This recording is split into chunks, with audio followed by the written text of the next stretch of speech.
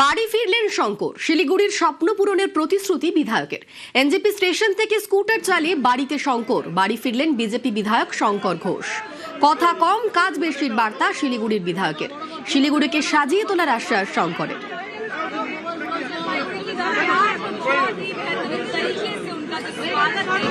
এই শহরের মানুষই আমাকে এই জায়গায় পৌঁছেছে, ফলে তাদের কাছ থেকে দূরে থাকতে আমার নিশ্চিতভাবে ভালো লাগে।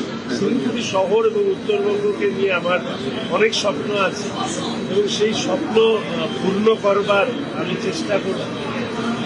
চাঁদের পাহাড় সেটা যতই ভারী হোক না কেন, শিলিগুড়ির মানুষের আশীর্বাদ যদি থাকে তাহলে নিশ্চিতভাবে যা যা বলা হয়েছে আমার দলের পক্ষ থেকে, আমরা যারা সরকার গড়তে পেরেছি মানুষের আশীর্বাদ নিয়ে, আমরা তা পূর্ণ করব।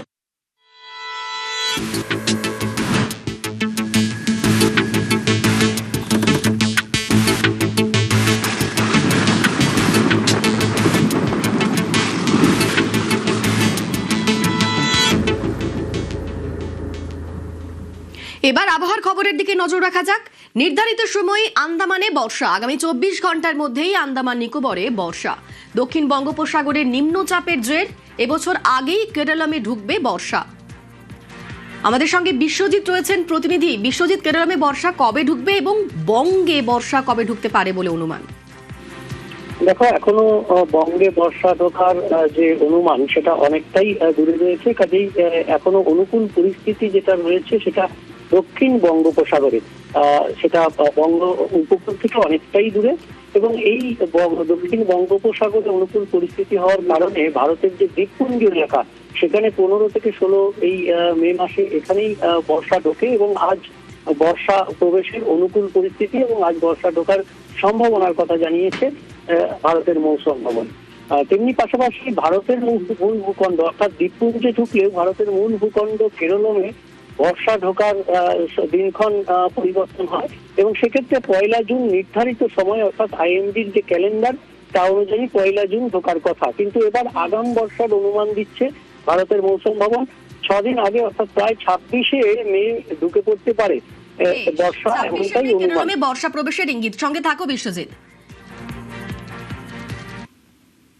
বঙ্গের দিকে নজর রাখা যাক। প্রথমে উত্তরবঙ্গের আপডেট দিই। সোমবার পর্যন্ত উত্তরবঙ্গে ভারী বৃষ্টি, বিক্ষিপ্তভাবে ভারী বৃষ্টি 5 জেলায়। কোথায় কোথায় বৃষ্টি হতে পারে আমাদের সঙ্গে বিশ্বজিৎ রয়েছেন প্রতিনিধি। বিশ্বজিৎ, উত্তরবঙ্গের জন্য কি বলছে হাওয়া অফিস? দেখো, বিক্ষিপ্তভাবে বৃষ্টি শুরু হয়েছে উত্তরবঙ্গের বিভিন্ন জায়গায় এবং বিশেষ করে পার্বত্য সংলগ্ন জেলাগুলিতে বৃষ্টির সম্ভাবনা বেশি থাকবে। দার্জিলিং, কালিম্পং, আলিপুরদুয়ার, কোচবিহার, জলপাইগুড়ি এই 5 জেলাতেই ভারী বৃষ্টি বিক্ষিপ্তভাবে হতে পারে। সোমবার পর্যন্ত এই বিক্ষিপ্ত ভারী বৃষ্টি চলবে।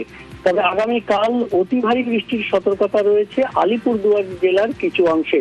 তবে উত্তরবঙ্গের যে 8 জেলা রয়েছে, দার্জিলিং থেকে মালদা পর্যন্ত সব জেলাতেই বজ্রবিদ্যুৎ সহ হালকা মাঝারি বৃষ্টির সঙ্গে 40 থেকে 50 কিলোমিটার গতিবেগে দমকা ঝোড়ো বাতাস বইতে পারে। এই পরিস্থিতি থাকবে সোমবার পর্যন্ত।